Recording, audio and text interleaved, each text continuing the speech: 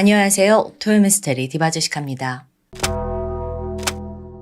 중국 장쑤성에 위치한 수저우시.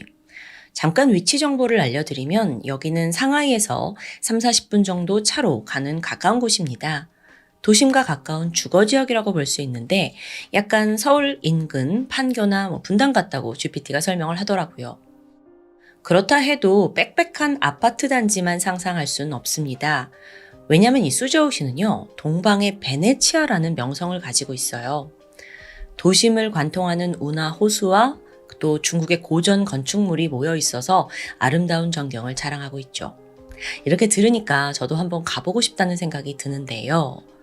실제 중국인들 사이에서 수저우시 출신이다 하면 바로 미인을 연상한다고 합니다. 그런 속담도 있을 정도예요. 그럼 왜 미인이 많냐? 수저우가 굉장히 기후가 습하고 따뜻해서 여자들 피부가 유독 곱다고 전해진다는데요. 그렇게 중국 시와 소설에서도 등장하고요. 하지만 여러분, 오늘 만나볼 수저우시 출신 그녀는 내면과 외면 모두 결코 아름다운 여성이 아니었습니다. 천 씨에게는 골칫덩어리 딸이 하나 있습니다. 30살 차동리였어요. 그녀는 20대 중반까지 부동산 중개업자로 일을 했는데 3년 전에 결혼과 동시에 일을 그만뒀죠. 별다른 능력이 없던 그녀는 전업주부가 되는데 그나마 집안일이라도 하면 다행이에요. 천성적으로 게으름 덕분에 아무것도 하지 않고 그나마 맨날 하는 거라곤 인터넷 방송 시청뿐이었습니다. 그런데 반면 딸의 남편 32살 팡홍웨이는 능력이 아주 출중한 사위였습니다. 부동산 중개로 자수성가한 사업가였는데요. 아내에게도 각별해요. 기념일마다 이벤트 해주고 또 SNS에는 아내 사진으로 도배했을 정도죠. 그러니까 주변에서 다들 막 애처가라고 말했어요. 성격도 깔끔한 편이라서요. 아내가 미뤄둔 집안일을 묵묵히 일 끝나고 집에 와서 다 도맡고 있더라고요. 그런데 최근 이 사위가 몇 달간 장기 출장을 떠난 상황입니다. 그러니까 딸은 요리며 청소며 아무것도 안 하니까 아버지 천 씨가 종종 집에 들러서 집안일을 대신 해주고 있었죠. 그러던 2023년 3월 9일입니다. 이날도 천 씨가 딸의 집에 가요. 도착하자마자 한숨이 나왔죠. 바닥에는 머리카락 천지고 탁자에는 먼지가 뽀얗게 쌓여 있어요. 아이고, 정말 내 딸이지만 얘는 왜 이러고 사나? 한탄을 하면서 청소를 시작하려던 그때 문득 침실의 한 구석에 놓여있는 고물 냉장고가 눈에 들어왔습니다. 이게 여기에 한참 있었던 것 같은데 아니 아무리 생각해도 주방 냉장고도 텅텅 비어있는데 굳이 침실에 냉장고를 왜 두고 있는지 아버지로서 이해가 안 갔어요. 그래서 딸한테 몇 번이나 치우라고 잔소리를 했죠. 근데 딸은 간섭하지 말라라는 짜증만 냈습니다. 그러고 보니까 오늘은 전기 코드가 뽑혀 있더라고요. 그리고 문에 테이프가 붙여져 있었고요. 열지 말라는 듯. 그래서 아버지가 딸 몰래 그냥 갖다 버릴까 하다가 그랬다간 딸이 노발대발 할 거거든요. 사실 그전에도 가까이 다가가는 것만으로도 화를 막 내더라고요. 유독 천 씨는 그날 안에 뭐가 있는지 확인하고 싶다는 생각이 들었습니다. 마침 딸도 집에 없었고 조심히 테이프를 뜯어내고 냉장고 문을 열게 되죠. 안에는 비닐에 쌓여있는 고기가 잔뜩 있더라고요. 근데 이게 이미 검게 변해서 먹을 수 있는 상태가 아니에요. 게다가 가장 아래 신선국 칸에는 큰 고기 덩어리가 떡 칸이 있어요. 아니, 딸내미가 이거 이 지경이 될 때까지 왜 이렇게 뒀지? 다 갖다 내가 버려야겠다. 천 씨는 냉장고 안을 청소하기 위해서 팔을 걷어붙입니다. 가장 먼저 신선고를 열었어요. 근데 열자마자 이게 무슨 냄새야? 막 처음 맡는 이 고약한 악취에 숨을 참으면서 비닐을 걷어냅니다. 그런데 순간 머리가 띵해졌어요. 비닐 안에는 토막난 머리가 들어있는데 얼굴이 익숙합니다. 다름 아닌 사위 팡홍웨이였던 거예요. 너무도 큰 충격에 할 말을 잃었는데 그것도 잠시예요. 아버지 천 씨는 머리가 복잡해집니다. 지금 내 딸이 남편 죽이고 냉장고에 넣어둔 거야? 내 딸이? 세상이 무너지는 기분이었습니다. 순간적으로 빨리 이걸 덮고 딸을 다른 나라로 도피시킬까 생각도 막 해요. 하지만 이내 마음을 고쳐먹었죠. 그리고 다음 날 딸이자 범인 차동리는 어머니의 손에 이끌려 경찰서로 향했습니다. 남편을 토막 살해하고 무려 15개월간 냉장고에 숨겨둔 그 모든 전말을 하나씩 꺼내놓기 시작했죠. 먼저 두 사람의 과거를 좀 살펴볼까요? 사위 팡홍웨이는 가난한 집안에서 태어났습니다. 부모님이 노점에서 전병을 팔면서 근근히 먹고 살았대요. 근데 다행히 팡홍웨이가 머리가 좋아서 수저우의 유명 대학에 진학합니다. 그리고 졸업 후에 곧장 부동산 중개업에 뛰어들더라고요. 당시 친구들은 이 결정을 이해하지 못했어요. 팡홍웨이 정도라면 안정적인 국영기업에 들어갈 수 있지 않냐? 전공에 맞지도 않고 기본급도 낮은 부동산 중개를 왜 하냐? 좀 의아했던 거죠. 하지만 팡홍웨이는 얼마 뒤에 자신의 선택이 탁월했다는 걸 증명해냅니다. 세상에나 2016년에 수저우시의 부동산 가격이 급격히 치솟았어요. 매물이 부족해서 못 팔 정도였거든요. 그러니까 덩달아 중개업자들도 큰 돈을 벌었죠. 팡홍웨이는 이제 특유의 친절함과 사교적인 성격 때문에 엄청난 실적을 올립니다. 하루에도 몇 건씩 거래를 성사시키더니 초고속 승진. 그렇게 불과 몇 년 만에 억대 연봉을 거머쥐게 된 거예요. 한편 연애도 성공적이었어요. 입사 초기부터 직장 동료였던 이 차동리한테 푹 빠져 있었는데요. 연인으로 발전하게 되죠. 팡홍웨이는 20대 중반의 젊은 나이에 자기 친구들의 몇 배에 달하는 연봉을 벌면서 또 사랑하는 여자까지 모두 차지합니다. 정말 완벽한 남자였어요. 심지어 여자친구한테 헌신적이기까지 해요. SNS에다가 맨날 여자친구 찬양, 데이트한 거, 사진과 글이 가득했고요. 사귀기 시작한 2월 20일, 이 기념일을 맞이해서 매달 20일마다 이벤트를 벌였대요. 굳이 그럴 필요까지 있나 싶은데 매달 20일. 뿐만 아니라 밤샘 근무를 성실히 하면서도 매일 자기 여자친구의 출퇴근을 도와줬고요. 그런데 차동리의 반응은 뜨뜻미지근합니다. 남자친구의 다정함에 너무 익숙해진 건지 고맙다는 말도 안 해요. 잘 웃지도 않고요. 툭 하면 팡홍웨이한테 짜증만 내기 일쑤였죠. 데이트를 할 때도 20대들 간에 이렇게 같이 할 수 있는 이야기가 아니라 자기가 좋아하는 가수에 대해서만 이야기를 막 합니다. 또 SNS를 보면요. 막 상사나 동료를 저격하는 글을 올리고요. 그래. 이건 성격이라 쳐요. 근데 결정적으로 남자친구 팡홍웨이의 가족들에게 굉장히 무례하게 굴었어요. 어른들이 있는 자리에서 대놓고 짜증내고 감정을 드러내고요. 또 부모님이 뭘 질문하면 그냥 귀찮다는 듯 아니요? 단답형으로만 말하고요. 또 핸드폰을 그냥 보고 있습니다. 그러니까 너무 싸가지가 없어요. 근데 차동리가 이렇게 군대에는 이유가 있죠. 애초부터 남자친구가 가난한 집안이라 그냥 무시를 한 거예요. 동시에 나는 부잣집 딸이니까 이렇게 여겼고요. 그럼 실제로 부잣집 딸이었냐? 팡홍웨이보다 경제적으로 여유로웠던 건 맞아요. 근데 그녀 역시 원래는 가난한 달동네 출신이래요. 근데 운 좋게 여기가 재건축이 되면서 졸부가 된 거죠. 그러니까 약간 비정상적으로 빠르게 성장한 그 중국 부동산 버블의 수혜자라고 볼 수 있습니다. 오히려 팡홍웨이는 자수성가해서 부모님한테 집을 사줄 정도로 성공한 거고요. 그러니까 이 두 사람 누가 보더라도 팡홍웨이가 아까워요. 그래서 당시 가족과 친구들도 결혼까지는 가지 마라 말렸지만 결국 결혼식 날은 다가오고 말았습니다. 2020년 차동리가 혼전 임신을 하면서 자연스럽게 결혼이 성사됩니다. 남편 팡홍웨이는 책임감이 늘어났잖아요. 그래서 아예 부동산 중개회사를 설립했고 계약을 더 많이 따내기 위해서 매일매일 바쁜 나날을 보내요. 시어머니는 바쁜 아들과 또 입덧을 하는 며느리를 대신해서 집안일을 다 해줬고요. 또 손녀가 태어나는데 이후에도 시어머니가 육아를 해줘요. 근데 이때 차동리는 시어머니를 마치 하녀처럼 부려먹더라고요. 그러니까 어머니라고 부르지도 않고 여기요 이거 저거 요거 안 다셨어요 막 이런 식으로 고갯짓으로 일을 시키고 그러면서 또 일하고 들어온 남편을 쥐잡듯이 잡습니다. 한 번은 남편이 도어락 음소거를 하지 않고 삐비빅 소리가 나면서 귀가했다. 그래서 딸이 잠에서 깼다 라고 막 욕설을 퍼부어요. 근데 웃긴 건 애초에 이 딸을 재운 게 본인이 아니라 시어머니거든요. 자기가 더 화를 내는 거죠.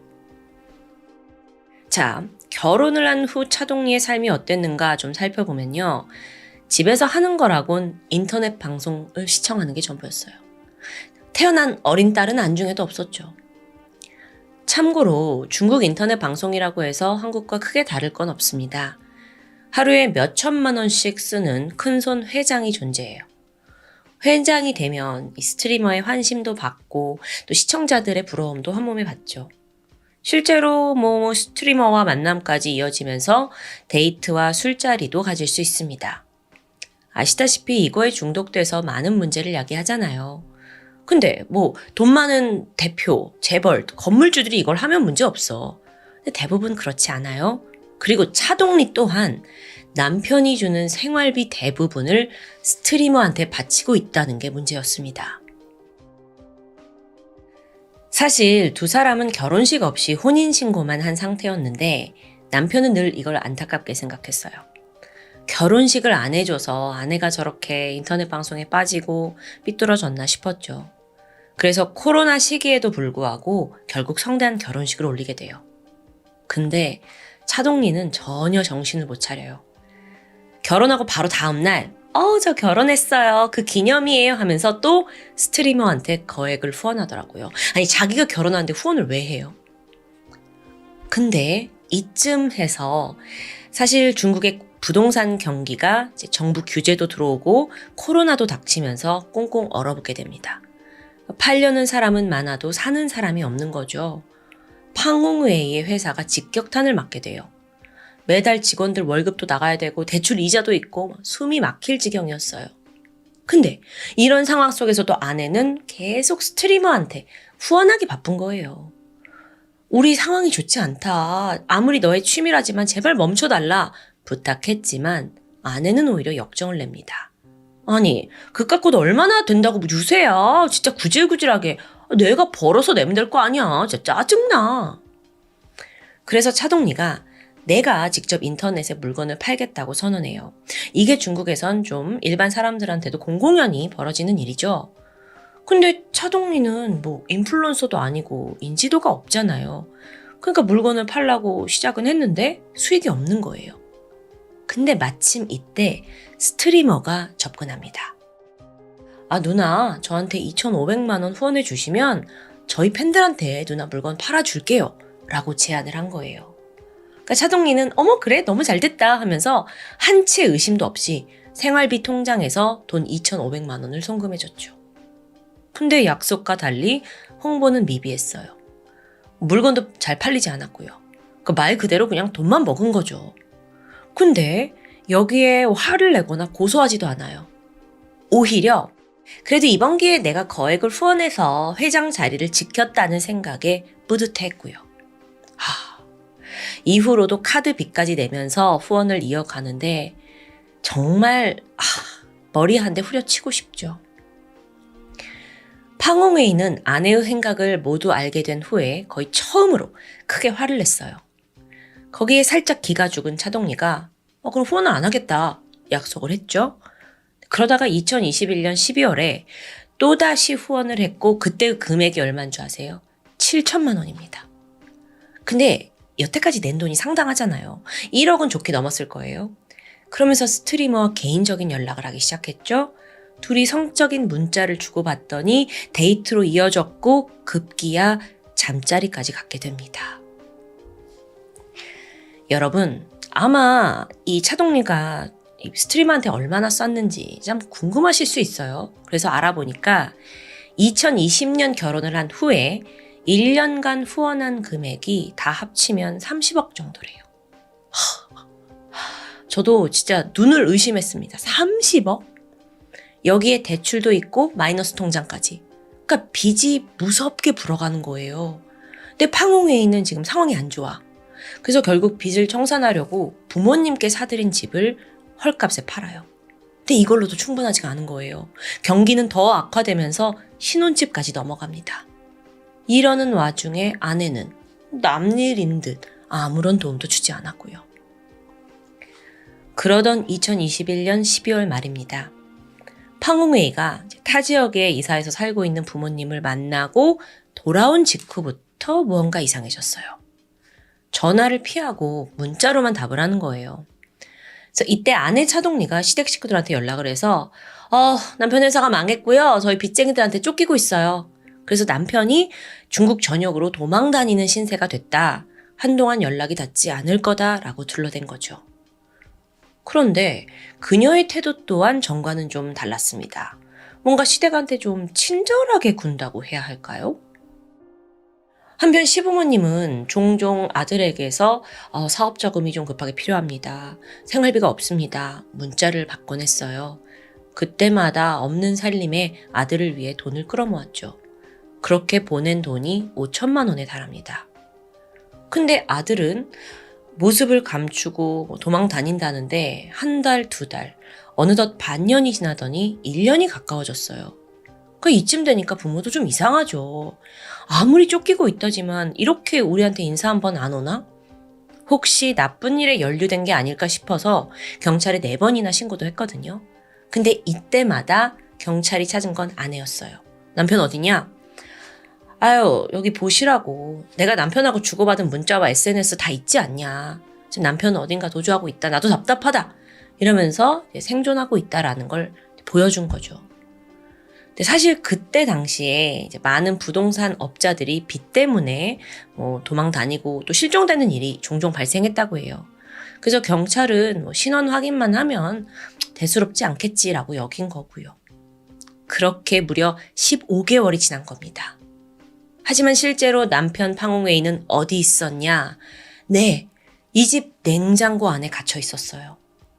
아내에게 끔찍한 죽음을 당한 뒤 토막난 상태로 냉장고에 유기되어 있었던 거죠. 실종되기 직전 그는 아내 차동리가 스트리머와 만나 여러 번 잠자리를 가졌다는 걸 알게 됩니다. 그렇게 아끼고 사랑했던 아내였는데 충격이 너무 커요. 그래서 마음을 정리하려고 잠시 부모님 집에 다녀왔거든요. 집에 돌아와서 말했죠. 우리 이제 헤어지자. 이혼해. 여기에 차동리가 분노합니다. 천박하고 가난한 집안에서 태어난 놈이 감히 나한테 이혼? 괘씸한 새끼. 이렇게 모욕감에 휩싸인 차동리가 남편을 죽이겠다고 마음먹은 거예요. 그녀가 선택한 방법은 1차 수면제였습니다. 정수기에다가 아예 다량의 수면제를 갈아 넣고 남편이 의심 없이 거기서 물을 떠다 마시길 기다린 거예요. 결국에 팡홍웨이가 약기운에 취해서 깊은 잠에 빠지는데요. 다음으로 차동리는 방 한켠에 가스통을 열어두고 빠져나옵니다. 방 문은 테이프로 다 막았어요. 그리고 거실에서 깔깔깔깔 인터넷 방송을 보면서 방에서 남편이 죽기를 기다렸죠. 다음날 아침 남편은 가스에 질식해서 사망한 채로 발견됩니다. 다음으로 차동리는 시신을 토막냈고 봉지에 대충 나눠 담아서는 냉장고에 넣었어요. 하지만 계속 부엌에 둘 수는 없었어요. 그래서 며칠 후에 남편의 형, 그러니까 시아주버님에게 전화를 걸더니 아주버님, 냉장고 옮기는 것 좀 도와주실래요? 나중에 형은 그 냉장고에 동생의 토막 시신이 있었다는 사실에 가장 큰 충격을 받았고 또 자책했습니다. 내가 아무것도 모르고 그걸 도와줬구나라는 생각이에요. 차동리는 자신의 공간인 방에다가 냉장고를 둔 후에는 좀 마음이 편해졌어요. 그리고 자신의 범행이 영원히 드러나지 않으리라 생각했죠. 가족과 주변 모두를 속여온 15개월. 심지어 이걸 차동리의 부모가 발견했고 그들은 딸의 끔찍한 범행을 더 이상 눈 감아줄 수 없었습니다. 재판 결과는 어땠을까요? 네, 여러분 예상하셨겠지만 중국에서 이런 잔혹한 사건의 결말은 대부분 동일합니다. 2023년 12월 차동리는 사형을 선고받았는데 2025년 현재 아직 집행됐는지 여부는 확인되지 않습니다. 남편의 죽음과 희생을 대가로 얻은 건 꿈에 그리던 스트리머와의 잠자리였어요. 차동리는 시신이 담긴 냉장고 옆에서 잠을 자고 또 인터넷 방송을 보면서 한때 SNS에 이런 글을 올린 적이 있습니다. 그 사람을 만나게 돼서 정말 행복해요. 그 사람은 저를 각별히 아껴주고 저의 순수함을 지켜줘요. 제가 슬퍼하지 않도록 항상 신경 써주고 저를 무척 아껴준답니다. 모르는 사람은 남편을 의미한 줄 알았겠지만 아니요, 그 스트리머였어요. 남편은 토막 시신으로 냉장고에 있고. 그런데요, 아이러니하게도 이 희대의 사건이 보도된 직후 스트리머는 차동리를 손절합니다. 그리고 자신은 돈을 받은 대가로 단순히 데이트를 해준 거다라는 입장을 표명했죠. 추악한 사랑에 어울리는 말로라고 생각합니다. 지금까지 토요미스테리 디바제시카였습니다. 안녕하세요. 토요미스테리 디바제시카입니다. 2004년 5월 영국 킹스턴에 위치한 한인교회 홈페이지에 단번에 시선을 사로잡는 게시물이 올라옵니다. 언니를 찾아주세요. 글쓴이는 이 교회에 다닌 언니가 실종이 된 것 같다면서 한국인 교인들에게 도움을 요청하고 있었죠. 그녀가 애타게 찾고 있던 이는 킹스턴에 살던 한국인 교포 38살의 강태희 씨입니다. 원래대로라면 강 씨는 이달에 잠시 한국에 귀국할 예정이었어요. 하지만 강 씨가 돌아오기로 한 날 가족 누구도 연락을 받지 못했죠. 심지어 그 주가 다 가도록 강 씨는 감감무소식입니다. 한국에 있는 강 씨 동생은 너무 불안하잖아요. 그래서 즉각 언니가 영국에서 다니던 한인교회 홈페이지에 소식을 묻는 글을 올리게 된 건데요. 강태희 씨에 대해 좀 더 알아보면 그녀는 지난 1997년 3살 연하의 영국인 남편 폴 달튼과 결혼했습니다. 이후 영국에서 6살 딸과 함께 탄란한 가정을 꾸리고 있었는데 물론 한국에 있는 가족들은 남편 달튼에게도 연락을 해보았죠. 이때 남편이 뜻밖의 소식을 전합니다. 자신들이 얼마 전 부부싸움을 크게 했고 그녀가 집을 나가 가출을 한 상태로 그냥 연락이 두절됐다는 겁니다. 아니 이거 어찌 보면 너무도 심각한 상황이잖아요. 근데 웬일인지 남편 달튼은 굉장히 퇴연한 목소리입니다. 심상치 않음을 느낀 강 씨 여동생은 직접 언니를 찾으러 영국행 비행기에 몸을 실게 되죠.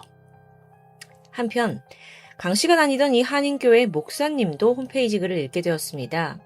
그는 강 씨의 소재를 확인하기 위해 그녀의 집으로 먼저 전화를 걸었어요. 연락이 되지 않죠. 주변을 수소문해 보니까 강 씨가 남편과 함께 영어 학원을 운영하고 있었거든요. 그래서 목사가 직접 해당 영어 학원에 찾아갑니다. 학원 문 역시 굳게 닫혀 있어요. 좀 이상했죠? 이 학원은 항상 학생들로 북적이던 인기 있는 학원이었거든요. 불길함은 더 커져만 갔습니다. 한편 강 씨의 여동생이 영국으로 향하는 동안 남편 달튼의 행적도 어딘가 수상합니다. 일단 그는 자신의 부모님에게 전화를 걸어서 이때 녹음해둔 음성 메시지가 추후 확인이 되는데 내용이 충격적이었어요. 죽이려고 한 건 아니에요. 그냥 한 대 쳤는데 사고가 났어요. 뒤늦게 이 메시지를 확인한 달튼의 부모도 깜짝 놀랐죠. 그리고는 당장 아들의 집으로 달려갑니다. 집엔 아무도 없었는데요. 시아버지는 아들과 며느리의 흔적을 찾으려고 집 곳곳을 둘러보는데 이때 주방에서 예전에는 보이지 않던 대형 냉장고 한 대가 눈에 띄었습니다. 조심스럽게 문을 열어봤죠.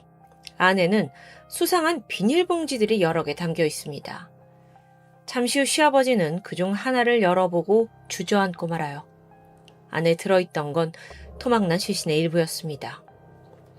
달튼의 부모는 당장 경찰에 신고를 했고 경찰이 와서 비닐봉지들을 수거한 후 이내 사체는 감식에 들어갑니다. 상황을 보니까 시신이 총 9개의 비닐봉지에 나뉘어져서 담겨 있었어요. 감식 결과 이 시신은 실종된 한국인 강태희 씨로 확인되었고요. 그토록 찾던 언니가 자택에 있는 냉장고에서 토막 시신으로 발견된 거죠. 현장을 조사한 결과 이 집에서 사건이 벌어진 건 확실해 보였습니다. 외부인이 침입했다는 흔적은 없었거든요. 또 결정적으로 부모님에게 남편이 남긴 메시지로 봐서 유력한 용의자는 단 한 명, 바로 남편 폴 달튼입니다. 경찰은 즉시 그의 위치를 추적했죠. 근데 보니까 이미 영국에 없어요. 일본으로 도주를 한 겁니다. 그래서 영국은 그가 다시 영국으로 돌아올 수 있도록 회유와 협박을 시도하게 되는데요. 결국 시신이 발견된 지 2주 만에 남편 폴 달튼이 영국으로 돌아왔고요. 히드로 공항에서 긴급 체포되었습니다. 그런데 지금까지 그는 이 사건의 유일한 용의자입니다. 그럼에도 불구하고 달튼은 살인 혐의를 끝내 부인해요. 아니, 자기 집 냉장고에 시신이 있었고 또 남편은 의문스럽게 해외로 도피를 했잖아요. 근데 자기가 죽였다는 증거가 있냐는 거예요. 누군가 아내를 살해한 후에 그렇게 시신을 유기했을 수 있다는 주장이죠. 결국 그가 이렇게 자백을 하지 않으면서 수사는 하염없이 길어졌습니다. 그렇게 무려 1년이라는 시간이 흘렀고요. 영국 경찰이 포기하지 않고 끈질기게 추궁한 끝에 결국 달튼은 범행일체를 자백합니다. 1년 만에 이뤄낸 쾌거였습니다. 그는 2005년 6월 1급 살인과 사체 훼손 혐의로 기소가 되었고 아내를 살해하고 또 이렇게 사체까지 토막낸 남편, 해외로 도주까지 했고요. 또 범행을 부인한 뻔뻔함에 사람들은 모두 그가 당연히 종신형을 받을 거라고 예상했지만 그건 빗나갔습니다. 재판이 생각지 못하게 흘러가요. 같은 해 7월 런던의 중앙형사법원에서 열린 배심원 판결 결과 폴 달튼의 1급 살인죄는 무죄로 결정됩니다. 무죄요. 대신 그의 범행은 살인의 의도가 없었던 과실치사라는 판결이 내려진 거예요. 즉 살인할 생각은 없었지만 실수로 아내를 죽게 만들었다는 결론입니다. 그래서 달튼이 받은 형량? 겨우 징역 5년입니다. 그마저도 2급 살인죄에 2년, 사체 유기 때문에 3년을 받은 거예요. 와, 이 소식이 전해지면서 유가족뿐만 아니라 영국에 있던 한인사회까지도 큰 충격에 빠졌습니다. 이거 혹시 피해자 강태희 씨가 한국인이라서 인종차별적인 판결이 아니냐는 의견도 있었죠. 과연 그의 범죄는 도합 5년이 합당할까요? 근데 생각해보면 도대체 어떤 주장을 펼쳤기에 어떤 스토리가 있기에 이런 판결이 내려진 건지 궁금해지는데요. 다음은 달튼의 자백에 따른 사건 경위를 알아보고자 합니다. 사건 당일 아내 강 씨와 달튼은 학원 운영 문제를 두고 크게 말다툼을 벌였습니다. 이 시작은 사소했지만 두 사람이 점점 감정이 격해지면서 분위기가 험악해졌어요. 당시 강 씨는 내가 너와 결혼을 한 건 그냥 영국 비자를 얻기 위함이었다 라고 폭언을 쏟아부었다고 해요. 물론 이건 어디까지나 남편 달튼의 주장입니다. 남편은 이걸 듣고 화가 치밀어 올랐고 처음부터 아내를 때릴 생각은 없었지만 우발적으로 그녀의 목을 조르기 시작합니다. 그 후 강 씨를 향해서 단 한 번의 주먹을 휘둘렀는데 그리고 정신을 차려보니까 아내는 이미 바닥에 쓰러져서 의식을 잃은 상태였다는 거예요. 남편은 겁이 났습니다. 동시에 집에 있던 자기네들의 그 6살 난 딸아이가 걱정됐어요. 그래서 아이를 우선 2층 방으로 옮기고 10분 정도 아이를 달래주고는 다시 아내가 쓰러져 있는 1층으로 돌아왔죠. 이때 확인 결과 강 씨는 이미 싸늘한 주검이 되어 있었습니다. 이때 달튼은 신고를 하는 대신 스스로 이 시신을 처리하기로 결정해요. 그는 가장 먼저 가전제품 매장을 찾아가서 대형 냉장고를 구매했고요. 근처 다른 가게에서 전기톱도 구매합니다. 그리고 약 이틀에 걸쳐 아내의 사체를 토막냈죠. 그런데 마침 그 시기에 아내 강 씨는 한국에 방문할 예정이었어요. 올 사람이 나타나지 않으니까 한국에 있던 가족들이 무슨 일이냐면서 연락이 이어졌죠. 달튼은 아내가 가출했다. 그리고 돌아오지 않는다. 라는 뻔뻔한 이야기를 꾸며냈고 서둘러 현장을 정리한 후 일본으로 도피했던 겁니다. 이 일련의 범죄 행각을 보았을 때 달튼의 살인이 과연 우발적인 범행이었는지 여전히 의문입니다. 시신을 처리한 방식이 굉장히 치밀하고 또 잔혹하기 때문이에요. 토막이잖아요. 하지만 죽은 자는 말이 없고 결국 모든 증언은 달튼의 자백으로만 이루어지게 됐죠. 자, 이 남편 달튼이라는 사람은 184cm 큰 키에 또 운동으로 단련된 체격 좋은 남성입니다. 근데 아무리 이렇게 건장한 남성이라도 과연 단 한 번의 주먹질에 사람이 사망할 수 있을까? 이게 좀 궁금해지는데 시신 감식 결과를 보니까 강 씨는 주먹으로 턱을 맞았어요. 그런데 이게 턱뼈가 부러지면서 상당한 피를 흘렸죠. 이때 피가 기도로 흘러들어가면서 질식사하게 된 겁니다. 판결 당시 배심원들이 이 사건을 가장 중요하게 여긴 포인트가 뭐였냐면 달튼이 과연 아내를 죽일 의도를 가지고 있었느냐 없었느냐라는 점이에요. 근데 이 감식 결과에서는 살인의 의도성을 입증하지 못했죠. 왜냐하면 이제 질식사로 사망하게 된 거니까요. 그리고 또 그가 만약 정말 아내를 죽이고자 했다면 어쩌면 칼이나 총 같은 흉기를 사용하지 않았겠느냐 하는 게 배심원단의 의견입니다. 하지만 상식적으로 폭행으로 정신을 잃은 부인을 그냥 방치해뒀다는 건 좀 의심스럽죠. 또 너무도 빨리 시신을 토막으로 처리했다는 것도 이상하고요. 그럼에도 불구하고 모든 진술은 달튼에게 유리하게 적용되고 말았죠. 한편 법정에선 달튼의 모습이 좀 가관입니다. 사실 자기가 아내에게 지속적인 학대를 받아온 피해자라고 주장하는 거예요. 사실 결혼 전에 그에게는 다른 여자친구가 있었고 강 씨와는 결혼할 생각이 없었는데 강 씨의 병적인 집착 때문에 별 수 없이 결혼했다는 주장. 그래서 결혼 후에도 아내는 툭하면 화를 내고 자신을 무시하기 일쑤였다고 말합니다. 그녀는 늘 폭력적인 성향이 있었고 본인은 그런 아내를 7년간 꾹 참아왔다고 말하는데 여러분 당시 이런 내용은 여과 없이 언론에 공개가 됐어요.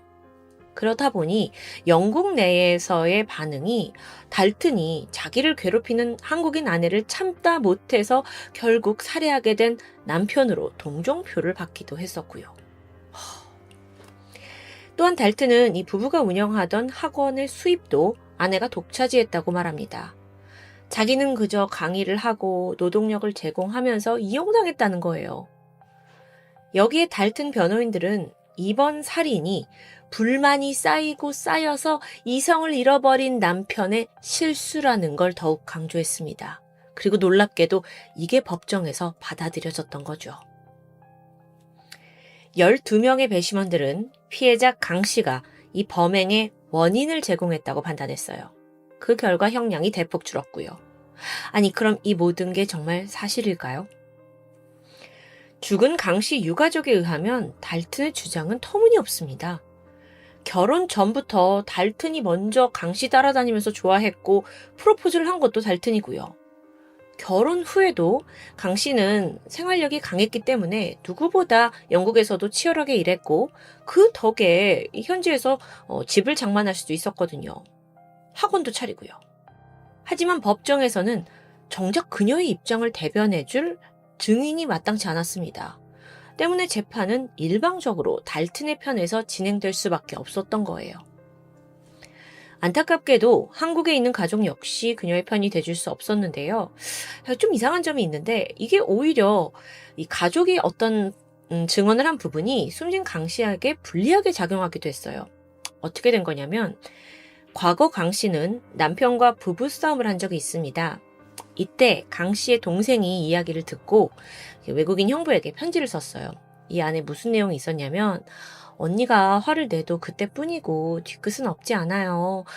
두 사람이 잘 살았으면 좋겠고 좀 그런 성격들을 용서해 줬으면 좋겠어요. 제가 대신 미안해요. 동생은요. 언니의 결혼 생활을 도와주고자 하는 의도였겠죠. 하지만 이와 달리 영국의 법정에서는 이게 봐라 언니가 분명 성격에 문제가 있는 거를 지금 동생도 인정하고 있지 않느냐 라고 해석이 돼버립니다. 그래서 성격에 문제가 있었다는 걸 오히려 뒷받침하는 증거가 돼버린 거예요. 수사가 한창 진행되던 2004년 10월 영국 경찰청에서는 강 씨의 가족을 방문한 적이 있습니다. 이 방문의 목적이 뭐였냐면 유족을 좀 위로하고 수사 과정을 설명해 주겠다는 거였죠. 하지만 나중에 보니까 진짜 목적은 따로 있었어요. 경찰 측은 강 씨 어머니에게 사위인 폴 달튼이 생각보다 좀 적은 형량을 받으면 어떻게 하겠냐라고 질문하게 되는데 이때 피해자의 어머니 머릿속에 떠오른 건 어린 손녀였습니다. 그래서 감옥에서 오래 살면 뭐 하겠냐. 그래도 얼른 나와서 손녀를 좀 잘 키워주고 잘 살았으면 좋겠다라고 대답합니다. 그런데 이 말이 영국에서는 또 다르게 해석돼요. 피해자 유족이 이 남편 달튼의 처벌을 원하지 않는다라는 공식적인 의사표시로 둔갑해버린 겁니다. 이 때문에 유가족은 더 새로운 증언조차 할 수 없게 되었고요. 이 무슨 답답한 상황이에요. 일각에서는 영국 검찰 측이 처음부터 1급 살인을 받아낼 의지가 이건 아예 없는 거 아니냐라는 의혹도 있었습니다. 검찰이 재판에 요청한 증인이라고는 달튼의 부모님 그리고 달튼과 가까운 주변인들 뿐이에요. 그러니까 강 씨와 친분이 있는 지인이나 가족들은 아예 출석 요구를 받은 적도 없고요. 이렇게 재판은 가해자 쪽의 일반적인 주장만 부각되면서 단 2주 만에 끝이 납니다.